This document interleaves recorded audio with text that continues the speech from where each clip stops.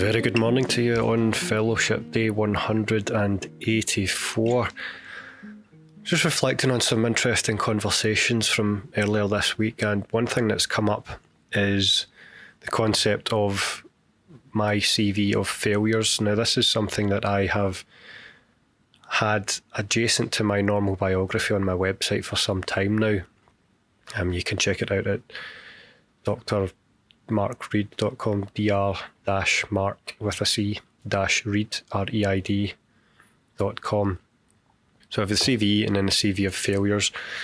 And over the period of time that I've had that on there, several people have commented about it, said they've liked it, enjoyed it, never seen it before. I certainly don't take credit for it. I first saw it being popularised by Melanie Stefan and then Johannes Haushofer, who had put out their own PDFs of all the failures in their career adjacent to all the accolades that they had shared on their normal CV, as we all do. So I thought what I would do today is something a little bit different. Rather than riffing without a script as I normally do, I thought I would read you the entry of my CV of failures, and that's the associated reflection and blog that is on my website. Again, you can check it out at dr-marc-reed.com. But without further ado, let me read to you my reflection on a CV of failures and lessons learned.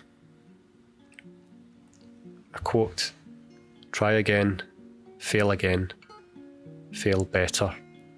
Samuel Beckett, an Irish playwright. A CV is a highlight reel. For all the successes that decorate a resume, there are many more failures, near misses, non-selections, participation medals and rejection letters. Below is an abbreviated list of my notable career failures along the way to where I am now. The list is ever growing, and the number of life lessons therein ever evolving. So here's the list of my rejections and non-awards. 2020, Industrial Senior Scientist, interviewed but denied the post. 2020 again, Research Fellowship application, not even shortlisted. 2019, University Lectureship, interviewed but denied the post. A second interview for a University Lectureship in 2019, interviewed but denied the post. 2019, a Business Fellowship, not shortlisted. 2019, Research Fellowship, not shortlisted. 2019, European Infrastructure Grant, cut at the first round. 2018, a Research Fellowship, not shortlisted. 2017, another Research Fellowship, not shortlisted. 2016, University Lectureship, not shortlisted. 2016, a Junior Research Fellowship, not awarded. 2015, Junior Research Fellowship, not awarded. And 2014, International PhD Competition, not shortlisted. It cannot be stressed enough. This is an abbreviated list. My full list of failed grant proposals, competitions and job applications is simply too long to remember. The important thing is that my failures are plenty in number. They vastly outrank the number of successes and highlights. In this, I am not alone. We try again, we fail again, and we try to fail better. Failing better. Glasgow's Royal College of Physicians holds my most surreal experience of déjà vu.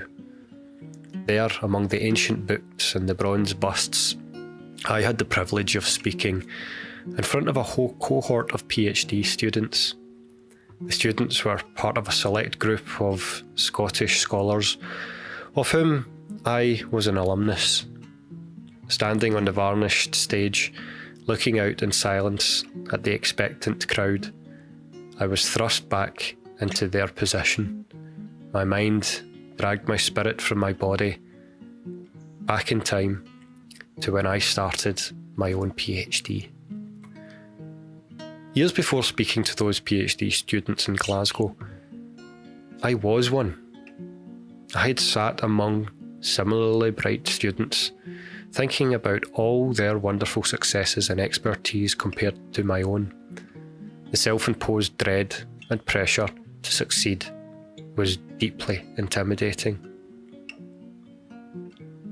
When I gave my lecture, it was after my PhD, after my postdoc, after I started my own research team, after countless battles with self-doubt. In essence, I stood on that stage in Glasgow to share my realisation that unspoken failures come before visible successes. I told students about my CV and my CV of failures. Many in the audience had never heard of the latter. And whilst my points of advice were warmly received, there was something I missed, something I forgot to share. What I hadn't told the students was something one of the wise charity trustees told me after my talk. They told me that handling failure isn't solely about creating a CV of failures. It's about the CV of failures and what lessons you learned in the process of populating the list. So here it is, not just my CV of failures, but what I've learned from having suffered more career failures than I can count. Number 1, show your work to people you trust. It's easy to become blinkered by your ambition. It's even easier to think that you don't need help, that you shouldn't ask for help. This has been a mistake of mine in the past and something I've worked hard to improve. Being open to critical feedback does not mean being open to intellectual slaughter. It's being willing to learn from others' points of view so that your work can become greater than the sum of the trusted reviews you accumulate. Number 2, failure is not game over.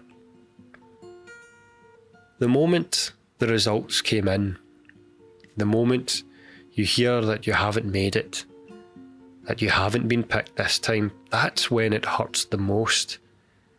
It could be for the first time, or it might be for the 100th time. It doesn't matter. Rejection hurts every time. But in those moments of concentrated disappointment and resentment, it's crucial to remember that you'll live to fight another day. The possibility to try again is a privilege in its own right. Finally, number 3, never, ever stop. Persistence and grit are terms oftentimes thrown around in leadership circles, and it's because they matter. What would be worse than suffering those horrible rejections that add another line to your CV of failures? For me, the rejections would pale in comparison to the regret of never having tried at all. What if I had gone for one more grant? What if I had went for that job, that course, that fellowship? If you never try, you never fail, and you never give yourself the chance to fail better, to win. Infamous basketball player Michael Jordan frankly describes his success in this way, quote, "I've missed more than 9,000 shots in my career. I've lost almost 300 games. 26 times I've been trusted to take the game-winning shot and missed. I've failed over and over and over again in my life, and that is why I succeed." So what about your CV of failures? How could you fail better? How might you help someone in your care to fail better? That's my CV of failures. I hope that reflection's given you some consideration. And if you haven't already, I hope you'll consider writing your CV of failures. Have a good one. We'll see you soon. If you like what you're hearing on the podcast, head over to the website where not only will you find the written blog versions of these podcasts, you'll find my leadership blog series, the Daily Thought series, and information about my book on managing the imposter phenomenon. We also have even more free resources and webinars linked to the YouTube channel. So head on over to dr-mark-reid.com. That's dr-mark with a C -reid.com